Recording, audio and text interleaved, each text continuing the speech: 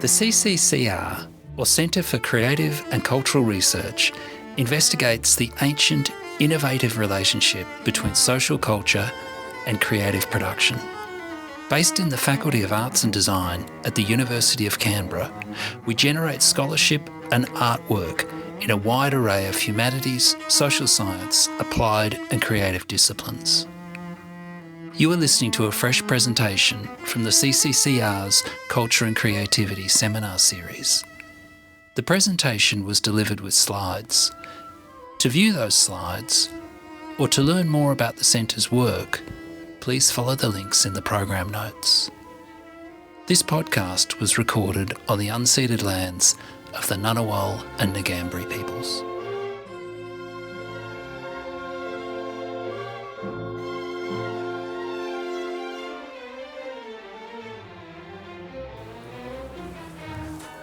Hi everybody, my name's Paul McGee. I'm the Director of the Centre for Creative and Cultural Research here at the University of Canberra. I want to start by acknowledging that we are on the unceded land of the Ngunnawal people. I pay my respects to all elders, past and present, and to all First Nations people here today.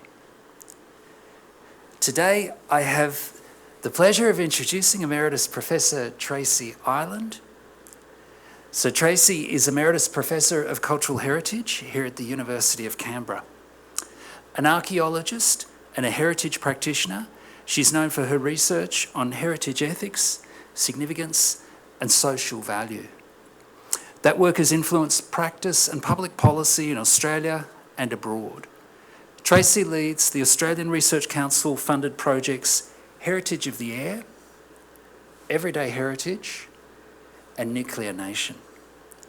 She's the immediate past president of Australia ICOMOS, editor of Historic Environment, honorary fellow in the Department of Archaeology, University of York in the UK, and a fellow of the Society of Antiquaries, London, as well as being a much treasured colleague of us here at UC.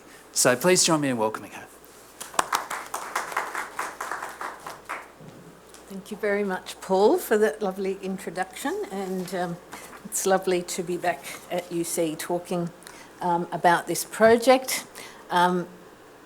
Very pleased to acknowledge Ngunnawal country, pay my respects to elders past and present, and to all Aboriginal and Torres Strait Islander people here today. As I said, it's my pleasure today to talk about an exciting project that I've been involved with since 2022, which is based out of the University of Évora in Portugal, called the Holy Bodies Project. And today I want to explain some of my work that I've been doing with the project, which subsists around issues of heritage ethics, which, as Paul said, is one of my research areas, but also everyday heritage. And I'll try and draw some links between this wonderful world of Christian symbology and practice in Portugal and some of the research that we do here at the University of Canberra. All right, first of all, a warning is that this presentation contains many images of skeletal remains of men, women and children.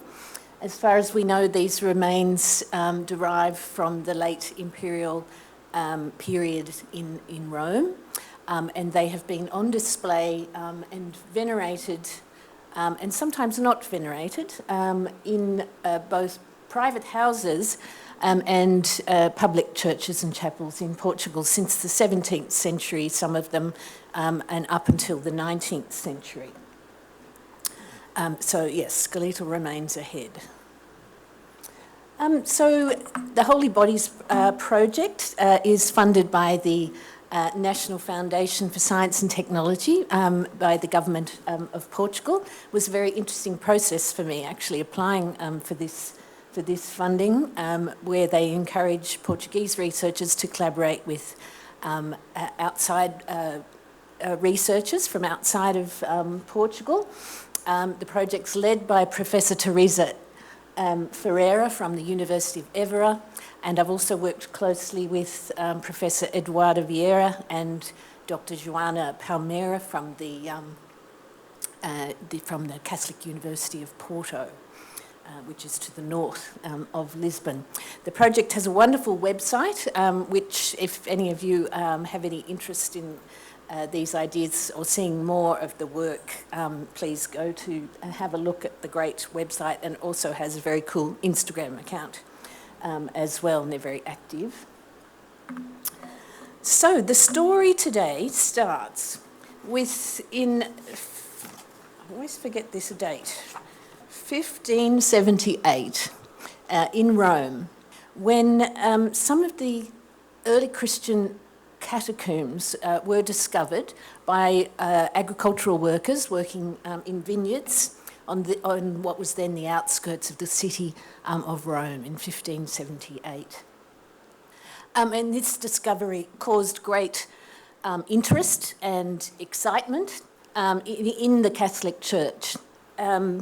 One, because it was seen as, a relic and a reminder of this very significant period of early Christian religion, when the Christians were being persecuted by the Roman Empire, by the leaders of the Roman Empire, prior to what became known as the Edict of Tolerance in 313 AD. And of course, the persecution didn't end overnight on one date. But these catacombs were rediscovered. People eagerly went down into them and saw some of the inscriptions and the skeletal remains lying out in the oculi within the catacombs. And it was found that, and it was believed that these were the bodies of Christian martyrs who had died during the persecutions because they refused to give up their beliefs and their faith. Now, what was else happening at this time in Europe? Of course, this was leading into the time of the challenges of the Protestant movement in Europe, when beliefs were changing. And many of the conventional histories of this period say that this was sort of seen as a sign from God, a gift to the faithful of saintly relics and material to bolster the power and the influence of the Catholic Church all around the world. I don't think it actually worked as simply as that in terms of cause and effect, but of course there was the Protestant Reformation. The Protestant movement was, of course, gaining great power in Europe at the time. And, of course, the bodies of these martyrs did become incredibly popular within the church in many parts of Europe over the next several hundred years. And I suppose what was most stunningly interesting to me when I started working on this project is just how recent this history is. 1578 does sound, like the early modern period, a long time ago, but these martyrs were exported around the world into the 20th century. Despite the popes actually prohibiting the practice in the 1880s, it continued to happen. So it's very much, a part of the history of modern times. Now, the catacomb saints, as they were called, the remains of these martyrs became known as the catacomb saints. They were very popular in, as I said, many countries, and the most famous examples of which are known from Germany, Switzerland, and Austria. And in 2013, this book was published by Paul Koudenaris, an academic and photographer, called Heavenly Bodies, which developed a bit of a cult following. It's a book of glorious photographs, as you can see. So these amazingly bejewelled examples from Germany, Austria and Switzerland were sort of a forgotten, slightly forgotten category of religious relics at around the time Koudenaris decided to publish on them. They have developed a cult following around the world because of the nature of the bejewelled embellishment of these particular examples of holy bodies. Now, sorry to disappoint you, but the examples from Portugal don't look like this at all. And they are quite a distinctive category in their own right. So that's sort of the first interesting thing about the catacomb saints in Portugal, is that they were clearly made for the Portuguese audience, and we still don't know exactly where they were made. And in saying where they were made, I'll show you some examples. So I started off with the two saints, Eleonora and Vittoria, on my opening slides, and these are two examples from a private palace of a very famous and important person in the history of Portugal, the Marquis de Pombal, who seized power in the 18th century and ruled and was very influential in the history of empire. He had lots to do with a lot of money made from slavery and the empire in Brazil. He was a commoner, but he was elevated to the peerage in 1770. And in 1770, we see 3 or 4 examples of the catacomb saints appearing to be installed in his house. So the association is that the aristocracy in Portugal has just as much to do with the movement and trade or exchange in these catacomb saints as does the church. And so that was another slightly surprising thing that I learned, is that it's not just a religious movement, it had to do with all manner of political power and belief in Portugal at the time. Now, Joana Palmeira, who did her PhD on this topic 2017-2018, has started to catalogue the entire collection of known examples of catacomb saints in Portugal, and she's been able to establish a kind of a stylistic progression from the earliest examples arriving in Portugal 1702, where what you see is an articulated skeleton dressed in fine garments, often evoking a Roman costume of a Roman centurion, and with a skull very lightly veiled by a silk gauze, so that you can clearly see the skull behind the veil. And then as the centuries progress, the masks on the faces become heavier and heavier. The silk gauze becomes many layers, and glue is added to it to evoke a face. And then there are wax masks and timber masks. This is just the project mission statement of the project. I might skip through that, but I think the main point is that this is a multidisciplinary, interdisciplinary project. Historical research, ethics, religious historians, and some pretty hardcore science as well. Heritage science is a big field in Europe, and pardon me, many of the researchers are what they would call heritage scientists.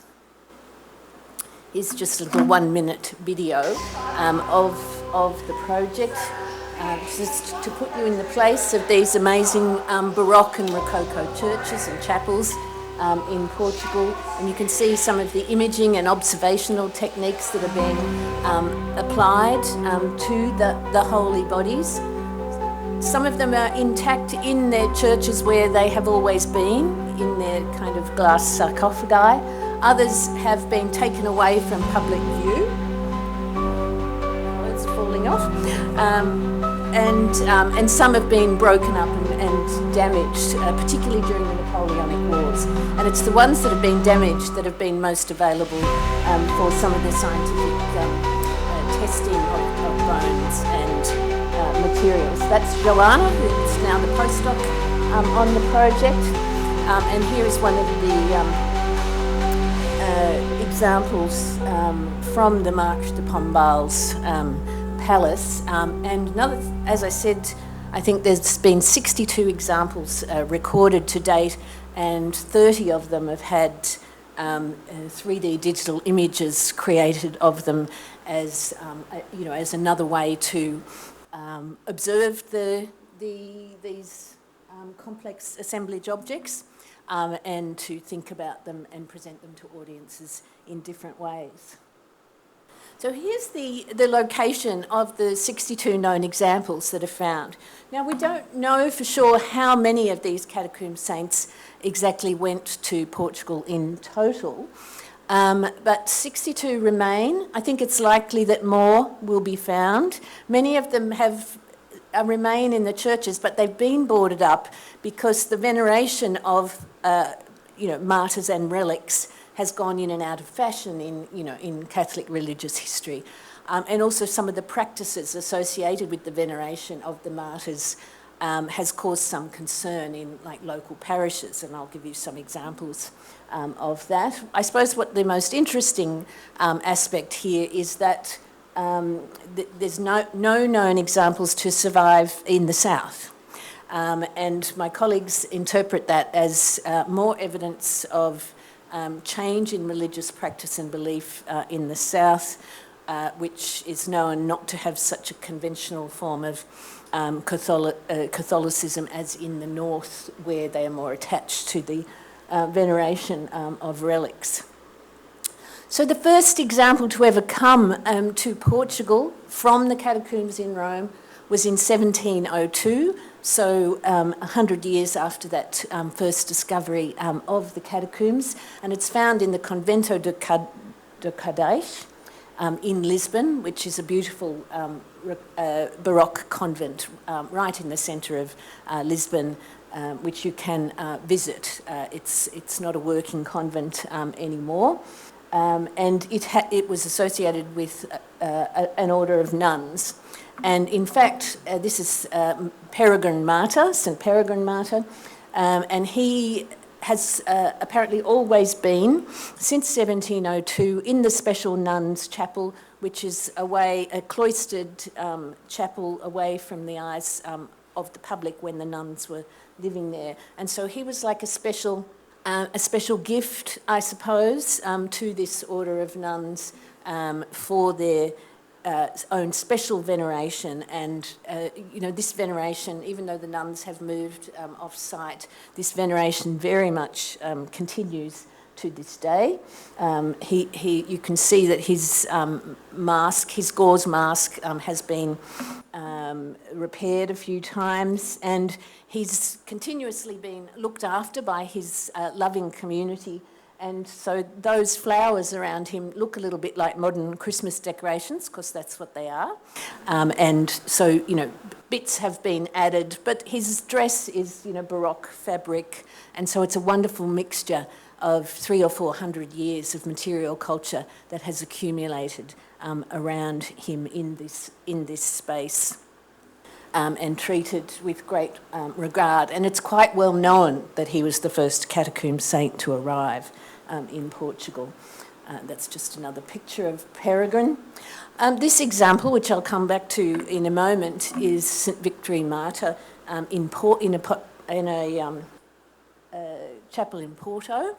And you can see the gauze mask becoming heavier in that example. And here, Fulgencio from Lisbon, and you can see the mask getting heavier in this later period, as this is probably a wax example. So here what you're looking at is the articulated skeleton that's dressed in these garments, knitted metal thread socks and gloves over the hands, and shoes and stockings, a plaque, and usually a vessel, which is supposed to contain the martyr's blood. And they're almost always in this position of supporting their head in a sort of a reclining position. Some of them are in slightly different positions. What's so important about the embellishments and the way the martyrs are presented, of course, the catacomb saints, the technical term for this type of relic is a simulacra. It's quite interesting that it is, like the more postmodern use of that term, it's about creating a new kind of reality from a past reality. And what's important, why I put this photo in, is that what's important about the simulacra is that they must show the bones beneath the skin. This one has quite elaborate apertures in the throat and in the arms, so that the bones are visible, so that the faithful has that experience of authenticity, that experience of being in the presence of the martyr, who are believed to be able to intervene between the faithful and the divine realm. So that's their power to those that are faithful. The catalogue from a few years ago, I just put this into just to remind of the turbulent time of Portuguese history that these items have lived through. If we think of what I'm calling their sacred afterlives, it went through many periods of war, period of breaking down of communications with Rome there in the 18th century. Of course, one of the big events was the terrible earthquake that destroyed Lisbon and had a major impact on the country and its economy. There in 1755, the impact of the March to Pombal, who I've mentioned, who expelled the Jesuits from Portugal, and of course the French invasion, as mentioned there in the early 19th century, and Napoleon's soldiers get a lot of the blame for a lot of the damage to any of the martyrs that are damaged, and I think some of that is convenient blame, but there's definitely historical records of soldiers pulling the martyrs out from their sarcophagi and trampling them, and we have in fact found physical evidence of that damage. All of the catacomb saints have some kind of actual authentication certificate from the Pope in Rome. And like Peregrine from 1702, his authentication certificate has stayed in the archive of the convent since that date. Some of them have been lost, but this is another example of this complex assemblage of material culture that is built up around the holy bodies. Another example, and then the certificate is often matched by a papal seal, which might be on the reliquaries, which has been specially built to hold the holy body. As I said, these are articulated skeletons, so they're held together mostly with metal wire. And I'll point it out in a few pictures. So here's a radiographic image where you can see the way in which the skeletal remains have been stitched together by a wire frame to enable them to be manipulated and then to be adorned and embellished and dressed. And most of the fabric surviving is beautiful original Baroque textiles made from silk, metal thread embroidery, and so a lot of the scientific work of the project has been about identifying the textiles and the other materials. Here you can see some of the metal surrounding the bones on one of the broken corpi santi. And this is another important part of the material culture. What you're looking at here is the representation of a palm leaf held in a palm frond, which those of you who have a Christian education would know has a special meaning in Christian beliefs and did in fact become a sign of martyrdom. And some people at the time believed that the martyrs were identified by palm fronds in the catacombs, but they all hold their 18th century or later evocation. Here you can see how some of the catacomb saints that have stayed in situ for 300 and 400 years, accumulating dust and change, and some insect activity is noted. All of the saints have some kind of everlasting wreath around their head. Some of them are made of silk, some of them are made of sort of cellulose material and wax. And this image is a good example of showing you how the body is built up with the wire cage. And this one looks like the chicken wire that I have for my chicken coop at home, but this is 18th century chicken wire. And also a great example of the Roman sandals over the metal thread knitted socks that most of them wear and they're over their hands. So as I said, some of the past research on the holy bodies, where the church has allowed research to happen. First of all, I mean, the church is in full support of this particular project in Portugal, so that's an interesting fact in itself. But past research in different countries around Europe has tended to focus on the question of the authenticity of the martyrs. Are these skeletal remains really from the Roman catacombs, one? Are they really the bones of actual martyrs and other known saints and popes? And what can scientific analysis, such as isotopic analysis of the bones or radiocarbon dating of the bones, what can it tell us about the authenticity? So the Holy Bodies Project actually wanted to step away from that focus on authenticity to focus on the holy bodies themselves and to ask if we approach them as cultural heritage, as something from the past that has meaning in the present, if we put aside that question of whether they actually are saints and martyrs, because we know that they were humans, we know that they were people who lived, and we know that they've been venerated and displayed and have been in a social relationship with communities all over Portugal for 200, 300, 400 years. So to us in the Holy Bodies Project, that became a much more interesting question than those questions of authenticity.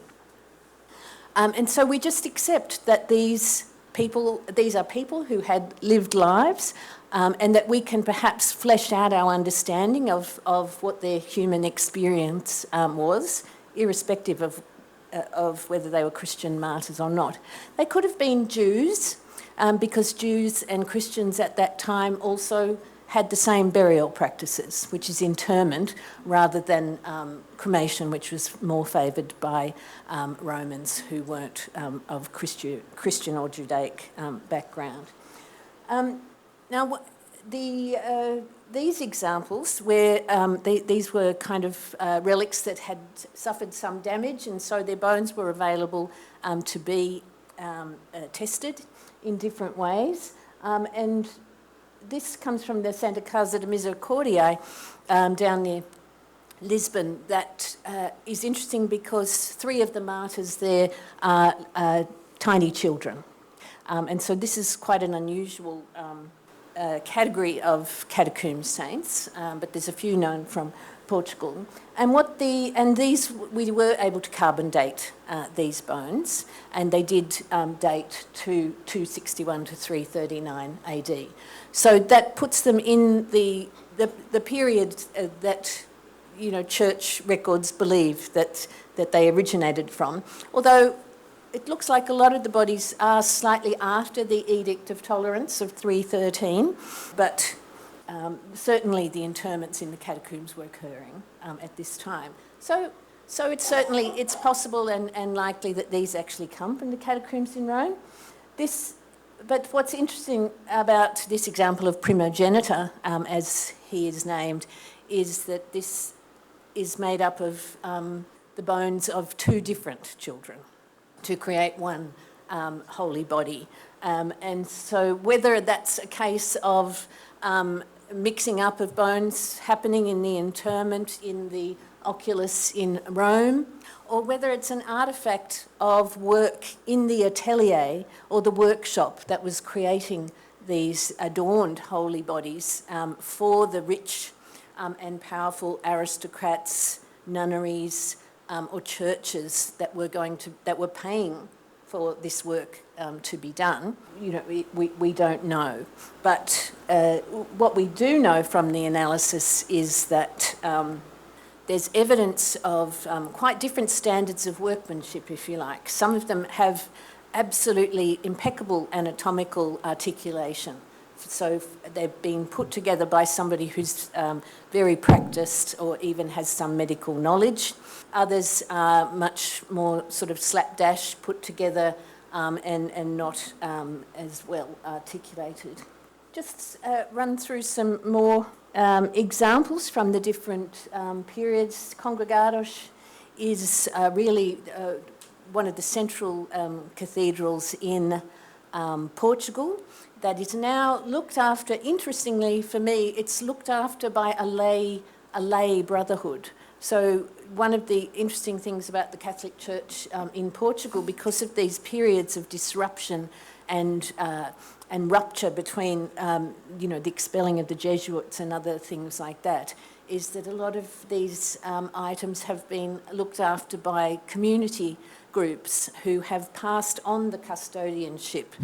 In this case, from father to son, it's a male order who looks after. So they have three very important examples in the Congregados Cathedral in Porto, with very distinctive material culture. And so these are some of the examples that have been 3D scanned and reproduced in that way. Another example from Congregados. And here is Ana Curto, one of the bioarchaeologists working on the projects, just using a camera probe to go inside the holy body, who remains on display, who remains venerated and available to the public to examine what we can know about these examples. So, as I said, I was brought on to the project to think and talk about the ethical issues. And I've already alluded to what I think is perhaps the key ethical issue in this project, is that it has decided to focus in a holistic way on these, what I would call agentic objects, objects which have in an anthropological sense, this unruly and unpredictable power to continue to cause webs of relationships to be built around them. So they're powerful objects in that term. And so there was never any question of us as a team as approaching these objects as scientific specimens. There was never any question of, even though scientific rigour is of the utmost importance to the team and my colleagues, this idea of scientific neutrality is tempered by the desire to respect the humans whose lives are represented here, to respect the constituents who believe in the religious and I shouldn't call it a magical power, but you know what I mean, a sort of a supernatural power, more than human power of these objects, and to approach them in a holistic way to see what that can tell us, not just about the holy bodies, but about the world that the holy bodies have created around them and been a part of for all those hundreds of years. So I developed an approach for the holy bodies, for the team, which I'm calling relational biographies, and that of course derives, some of you may have heard of the term object biographies, which I suppose has come into material culture studies sort of from a genealogy of Latour's actor network theory and this idea of enmeshed webs of relationships of human and more than human contexts. And object biographies as a methodology has been critiqued by some because it has, and it certainly has, led to a tendency in some research to anthropomorphise objects and to sort of interpret them as if they are born, grow up and get old and die. And that's not such a useful framework. I certainly agree with those critiques. But But I sort of wanted to temper that idea of biographies because of its focus on the social relationships over time. I still think it is a powerful and useful idea, as long as it's not interpreted in a purely linear context, and as long as it's interpreted in a more relational approach.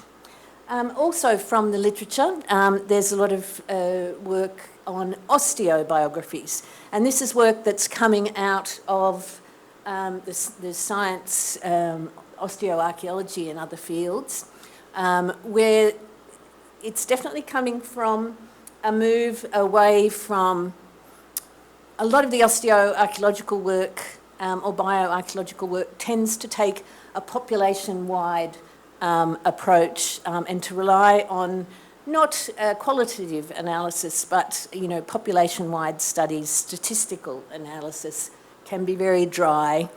People are very cautious about how their interpretations are rendered. So there's been a bit of a pushback from focuses from that kind of an approach to an approach that wants to humanise and give a story to the human remains. And I just include this quote from Sarah Tarlow, an archaeologist who's involved in these debates. And I think she makes the very important point that, there's a lot of criticism of object biographies and osteobiographies in that the stories that are developed may not be true, and that the people who they're being made about may not recognise it as their own stories.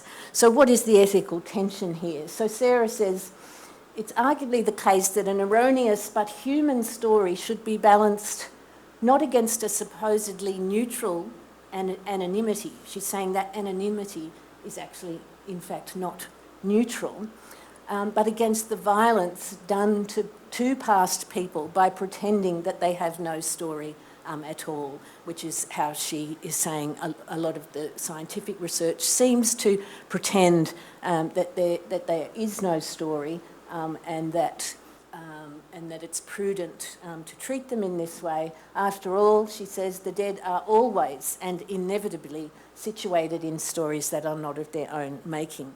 So this is a plea, I think, for a more humanistic approach. So our relational biographies that we've been able to attempt to work towards in the Holy Bodies project have started to look at these complex assemblages of human remains, material culture, fabric, embellishments, artwork, in terms of asking questions about all of these different stages. Of course, we start with the lived human life and what our research can tell us about the nature of that. What can it tell us about the circumstances of death in the rare examples where this is possible to know? And then all of these changing stages where evidence might remain, traces of events, traces of relationships with people over time may remain with the holy bodies that give us a hint of this complicated story. So I just wanted to give a couple of examples of where we've started to try and place together or piece together some of these relational biographies. And this is the important Igreja de Lapa in Porto, which is another interesting church in that it's not just a community congregation church. This belongs to a special order of the faithful. It's only open to the public in certain situations, but it has a lot of families in Portugal who have some kind, they might be patrons of the Lapa, or they might have a family association, and so they get access to the cathedral at different times for weddings, funerals, and other special occasions, including festivals relating to one of the most celebrated holy bodies in Porto, at least, who is known as Victory Martyr, and She's very photogenic, I must say. She's been has had some conservation work done on her over her life, but it's been very light touch conservation. But it means that her drapery shines rather than is dusty, and her gloves twinkle in the light. But so the history of St Victoria in the Church of Nossa Senhora de Lapa gives us an example of some of these networks. So I'm just consulting my notes. So this simulacrum arrived in Porto in 1779. So we have the documentation associated with her. And we know that she was brought by Francisco de Almeida e Mendonça, and he was the Minister for Portugal in Rome. So a very important person, and he had obviously access to the funds to commission one of the ateliers, which may have been in Italy or in Sicily, we believe, but we're not sure, to commission this beautiful example of a holy body.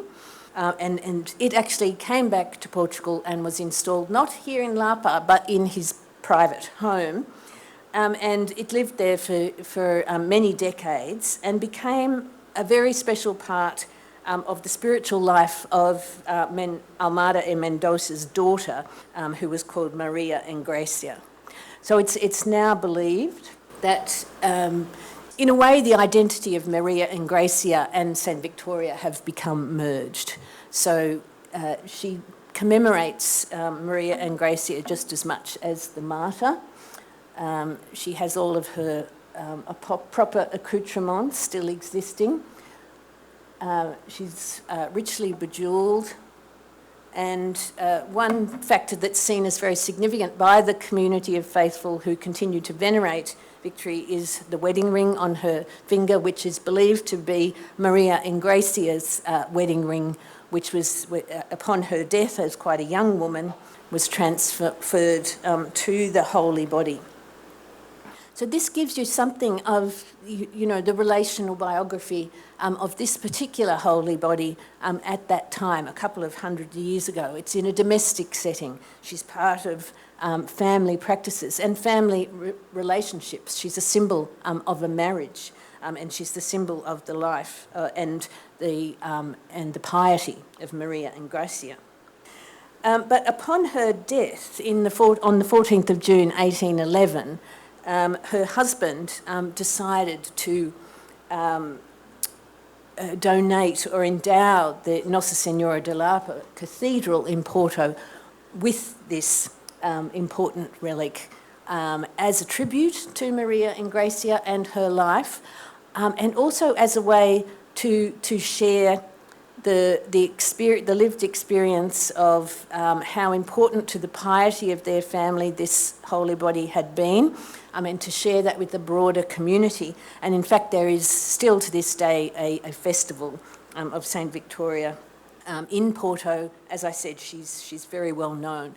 So here her relational biography takes us from a private to a public setting, and we see that this generates new social connections, new devotional practices, and relationships that go way beyond its original context.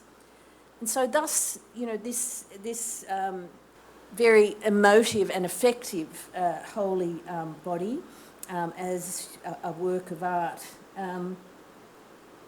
it becomes, an active agent, I think, in the production of devotion, memory and community identity.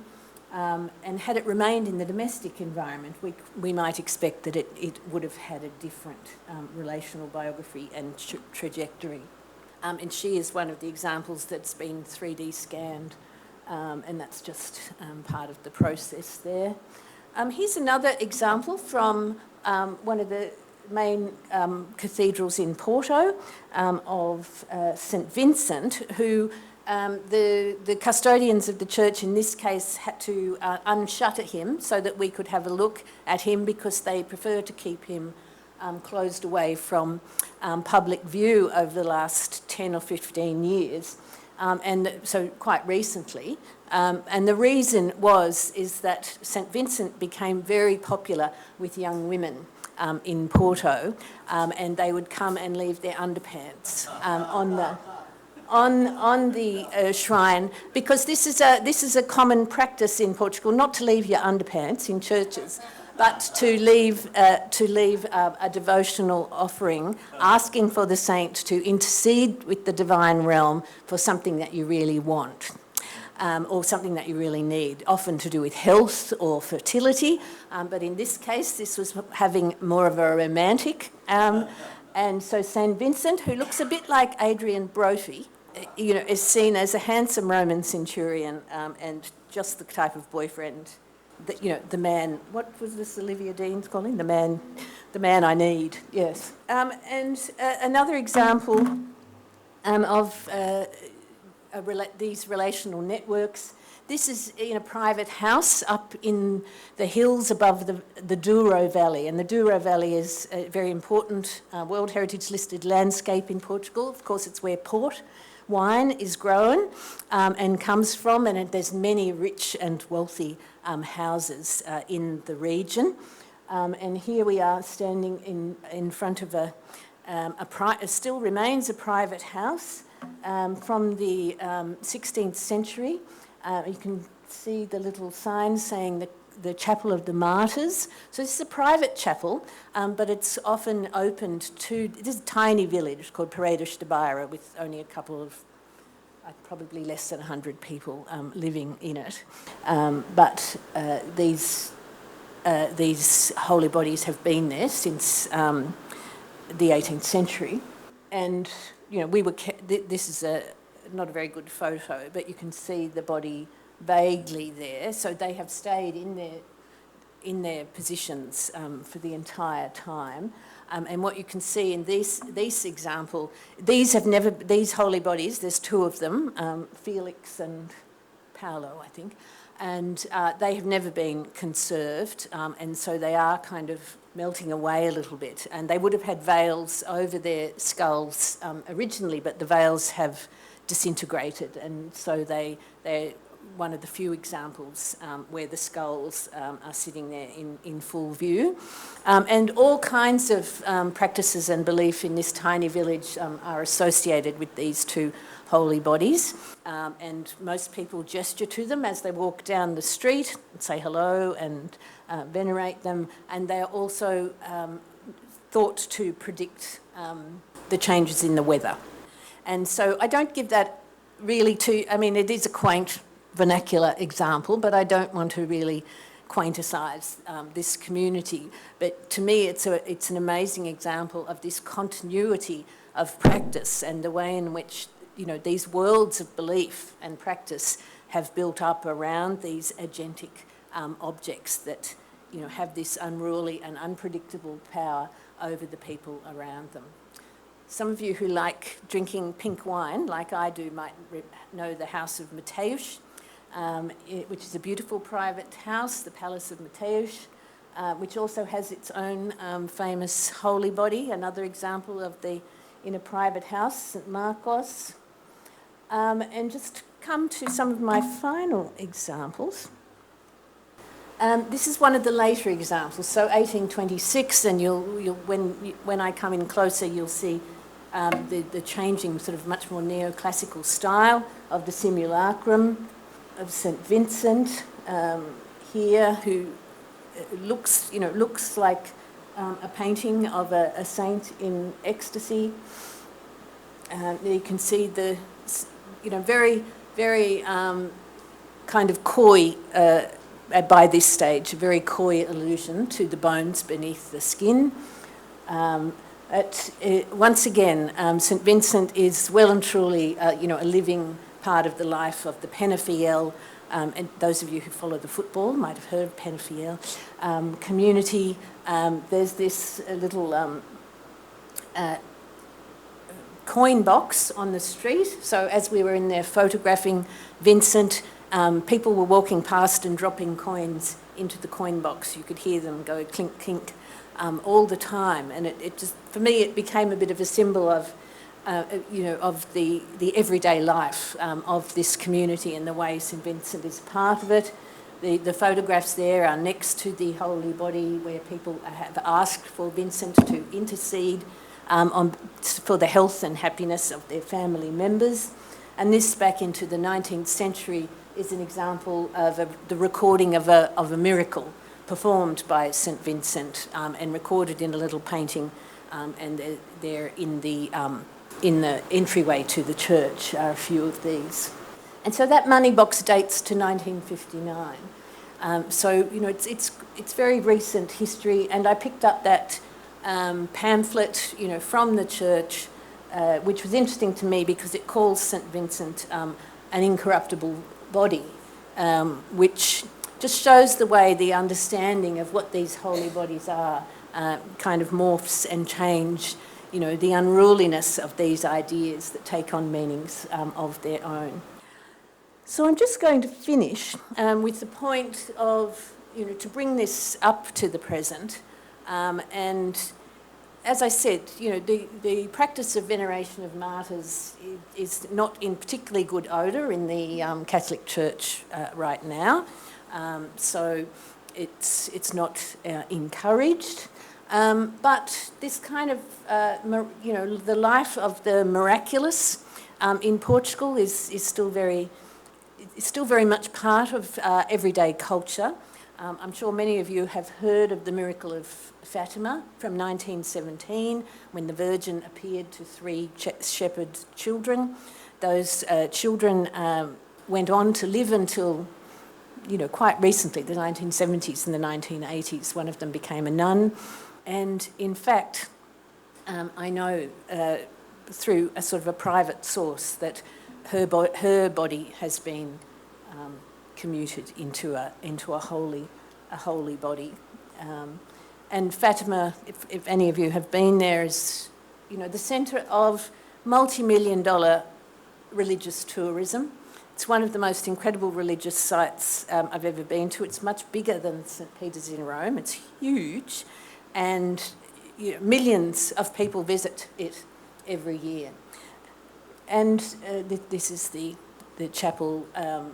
So this modern architecture, little old church, and people attend, religious pilgrims. This was a very quiet day, thank goodness, that we arrived. I still lost my car in the car park, it was so big.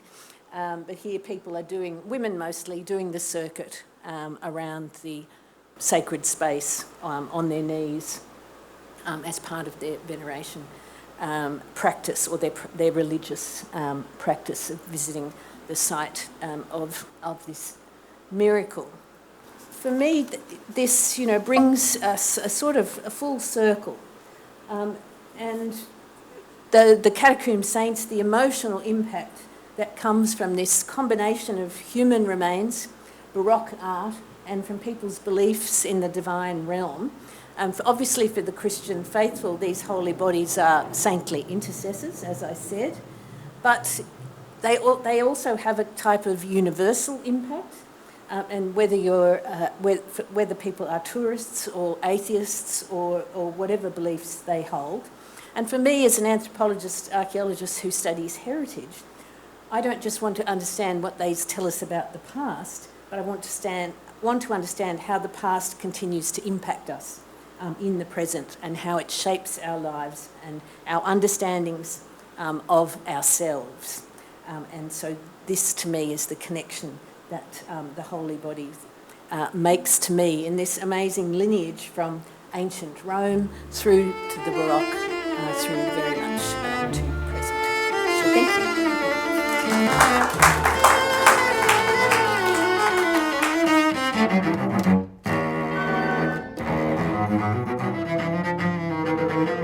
Okay, thanks so much, Tracy. Alison's got a question or comment. Hi, Tracy. Thank you. That was awesome. Having been to Portugal myself a few years ago at Fatima, one of the things that struck me about those 3 children, they didn't all live, actually. It was only the nun that lived into an adulthood, and particularly one of the younger girl. Because of the fame that she got through that process, she became very ill, but I think because of that, she was actually transported to Lisbon for the best care they could give at that time, which meant that she died alone without any of her family. And it's just stayed with me. Anyway, the question I would like to ask is, what do we know about, you talked about the ateliers, and what do we know about those workshop settings? How did they get the bones, if they were getting the bones from Rome? Was that do we know whether they sent over a request for a body or what? Yes, it's quite a structured process. And so it starts with the request going to the Vatican, and then all of the bones that are mined from the catacombs are given to an establishment called a lipsanoteca, which is a storage place for bones of relics, for holy relics. So then, some of the bureaucracy of the church would say, okay, very powerful March de Pombal, yeah, he deserves 2 or 3 saints, so that we'll agree to give him X, Y, and Z. And then they are released from the lipsanoteca, and then probably the purchaser, who's not purchasing the bones, but only purchasing the kit out, it's a very important point for the church, probably pays for one of these ateliers. So as I said, we know that there were some in Sicily. In the German examples, there are some very famous examples of nunneries where the nuns were known to be the artisans responsible. And of course, still to this day in the Catholic Church, there are orders of nuns in Italy that still process relics. So it's an ongoing activity. But interestingly for Portugal, there seems to be a lot of questions. I have seen some writings where they suggest that they know which atelier it went to. They're often in Sicily. I don't know. But my team are a bit more cautious and are looking for more evidence around that. And they believe that it wasn't just nuns, but there would have been lay artisans, possibly doctors, or people with some kind of medical training involved as well. Hi, Tracy. Thank you. That was fascinating. I'm really interested in the aesthetics of these, not surprisingly, of these things. And I note that these saints and martyrs are represented, they're represented in a very gentle way, like in repose. And I'm showing my ignorance of Catholic saints here, but, very often in artistic representations, we find out the gruesome details of a martyrdom, for instance. So I'm just wondering if there was a specific reason to take this aesthetic for this group of artifacts. Yes, well, I'm not an expert in the Baroque, but I think it definitely is a Baroque kind of aesthetic that one gets the impact of with the martyrs. Portugal is famous for having very gruesome representations in many of its churches of the crucifixion and other events, but these holy bodies are not gruesome at all. So there's obviously a different storytelling going on, and the aim of the aesthetic for me seems to coalesce around ideas of providing a crowning glory for these ordinary people from the past who then become extraordinary through their martyrdom. And so that's kind of an unusual category for a start. And so it's a type of piety and honour to embellish them in this, often quite grand style. It's obviously, quite a consistent, there's a fair bit of difference, but there's a reasonable amount of consistency of style in the dress. There's often a cape. And as I said, a lot of the male versions are dressed as Roman centurions. and the material culture that goes with that. So it's evoking that, it's the Baroque evocation of the late Roman Empire. So I suppose there's an historical aspect as well. And I suppose they're shown gently sleeping as good people who who died a terrible death through martyrdom, but because they died for their Christian beliefs, they are experiencing this peace and sort of a transformation in death. Thank you for a really wonderful talk, seriously wonderful, and the power of multidisciplinary and interdisciplinary groups to take on a topic of this size and magnitude.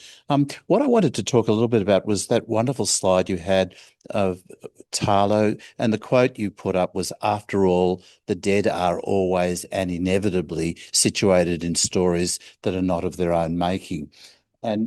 And my primitive Latin would say that they belong to a group where we've had terra nullius. Now they belong to a group which we should call corpora nullius, and that these individuals no longer have a history, a legal history or a moral history or an ethical history. And we're struggling with that concept, particularly in Australia. And we look at Aboriginal heads going to different, and I'm sure this is very old news for you, but this looks like sort of, again, a post-colonial thing where these objects are taken from the place of the individuals and that their story is no longer available, but it's written through the names of the people that have come in for artistic or for anthropological or scientific things.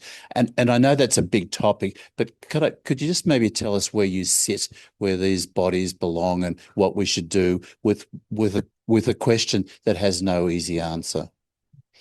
Yes, what a great question. I have had many discussions about this question with my colleagues and in Portugal, and there's great diversity of beliefs and understandings amongst that group. One or two of my colleagues who are practicing Catholics, have a very strong belief that because these were believed to be early Christians, who may or may not have been martyred, but were probably early Christians, that they would be honoured to be continued to be venerated in this way, and to have this kind of love and devotion layered upon them in their afterlife. So that's quite a strong belief amongst some colleagues. And of course, other people are more, scientifically concerned with what is knowable, and what are we making up, and what can we know. And I suppose my response to that has been to sort of say, well, yes, obviously that is problematic in this field. There's known unknowns and unknowable unknowns, and very little that's really knowable about the lived lives. So for me, my approach is to step aside, just to step to one side of that question, and to say, what can we say about that we know that they had long afterlives, and that whether or not it might have been against the wishes of the dead or not to be removed from their place of interment, they have been sort of loved, cared for, and venerated since then, unless you were Napoleon soldiers, you didn't. So I suppose I'm focused on the complexity of it. There is, even for each of the holy bodies, there's a different answer for each of those questions. For the little children, their lived experience it was so short, and they that's sort of one category of experience, to the other holy bodies who are believed to be the remains of actual early popes, which is another kettle of fish. So for me, it's about focusing on the complexity, and of trying to do the complexity justice by saying that these things are not simple, and that it does us, really it does us no good to just treat this as a specimen, and to say because so much is unknowable, we shouldn't say anything. We shouldn't do anything. I think it's actually better to try to understand and to see what is meaningful for us as a community right now. Yeah, thanks for picking up on that, Mike, because I've honestly squirmed all the way through this, knowing that we have had our Aboriginal elders and ancestors dug up, taken to England. We have had to send mob overseas to fight to get them back, to lay them to rest. I saw that slide, I thought, oh, finally we're going here. And sadly, it just, to me, it was like, no, we're focusing on the story we've created from these people's bones. And that makes me feel very, very uncomfortable, especially when you consider that in World War II, when the Nazis were making lamps and furniture out of Jewish people's skin, we thought that was abhorrent. And yet in this faith and in this culture, I mean, it is an act of veneration and it is an act of care. And I do have a background in theologically understanding what's going on here as well. But when I look at the fact that Constantine appropriated Christianity, and now we have the church appropriating bones, and we've built an entire Catholic faith around it, it's just, I don't even know if I have a question now because Mike kind of went there, but it really is kind of, it's interesting to think about that prehistory, because the history that you're focusing on is the story that has been created from this appropriated life. But for me, I think the thing that's missing in this huge ethical dilemma is, you know, all of the decisions throughout, you know, from the death of Christ, from the fact that we've got our first Gospels were actually 60 years old. Those first codex were published, you know, around about 60 AD. So we've got a history of oral storytelling there as well. We have the death of Stephen as our very first martyr. We have the history that we've developed. And there is certainly an act of faith in this and an act of veneration. And you asked about the repose too. And one of the things I am wondering is whether that choice of form is about the atelier's choosing and the church guiding a sense of veneration rather than just the martyr itself. It's like, these are someone's bones. You know, we probably at that point did believe that they were the martyr's bones because this is theology that's come up in the last narrative theology. It's probably about 30, 40 years old. But it is a really, really complex. I mean, wow. You as the ethicist on this, I'm like, yeah, that's a huge, huge issue to sit with. And I feel like potentially what's missing in the project is looking at that as well without underpinning or undoing someone's faith as well, which is also complex. But it's a huge, like, and we have a different lens here in Australia too. Those of us that are growing in awareness, those of us that have already known what has been done here, which the Europeans don't have access to because we haven't had the truth telling. But it is a really, really interesting thing to be sitting with. Yes, yeah, certainly. I did focus on the holy bodies in this talk today, but other members of the project are focusing more on the early Christian history. Yes,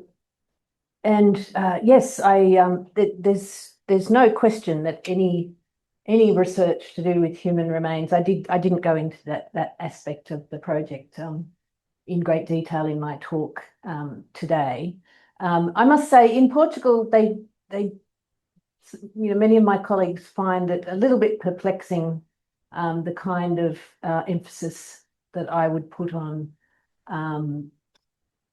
examining some of those questions that you raised, because there's just such a strong cultural tradition of not finding human remains macabre or threatening or colonially charged, in the way that, obviously the history of the colonised and settler world, you can't move aside from that context.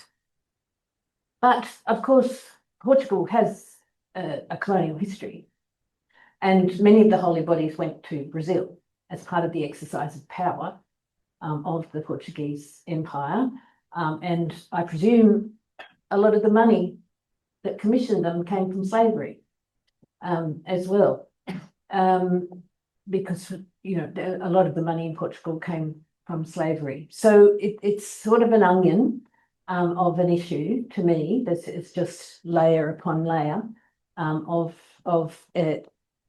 ethical questions to work through.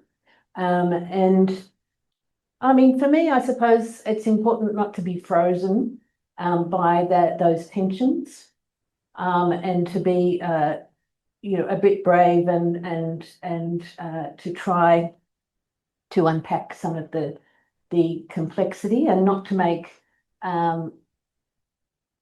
things all the same, and to focus on context. But I certainly agree with all of the points that you made. It's certainly, there is no way sidestepping the ethical questions around the rights and beliefs of the dead, and whether or not they're impacted by the appropriation of their mortal remains, and what the beliefs were at the time of their lives. And yes, it's just, I totally agree, it's just as important to put as much research focus on that part of the story, and some of the Portuguese colleagues are much more expert on that part of the history than I am. So thank you for raising them. Okay. And if you can make it relatively brief, Rocco.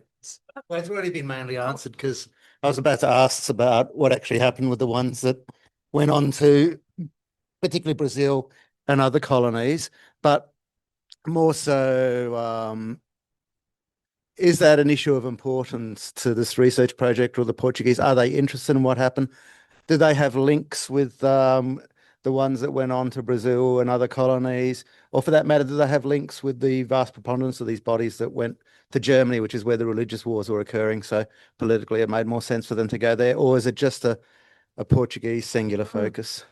Yeah, thanks for that. It's certainly, the project's full name is, an atlas of the holy bodies of Portugal. So it does have that national context. And, Portugal is an interesting nation historically, in that way. So that is the metes and bounds that's put around the research. But they have, within the terms of the research design, they are going backwards and forwards to Rome. So working with Italian colleagues to try and flesh out, more about that political, religious, and artistic relationship, and becoming more and more aware of it. It's not just Germany and Switzerland and Austria, but all across Eastern Europe, they're well-known examples. So this is a very widespread practice in, the Catholic majority countries. And as far as I know, as I said, they went to Quebec right up until the 20th century. And if any of you have been to Catholic Quebec, you will know that it's not unusual. All the churches have relics of various kinds. In Quebec, it's a big part of the culture. I only know that they're quite widespread across South America, so not just in Portuguese-speaking Brazil, but in the Spanish-speaking countries as well. I don't think a lot has been published on them, so I think there's some interesting questions there. And I did, as I was putting together my talk today, I did write down a little note and say, oh, maybe holy bodies too, we should go to Brazil. Just online, Samfarara has highly recommended Paul Koudenaris's books, Heavenly Bodies, Memento Mori, and Empire of Death. We are going to bring proceedings to a close.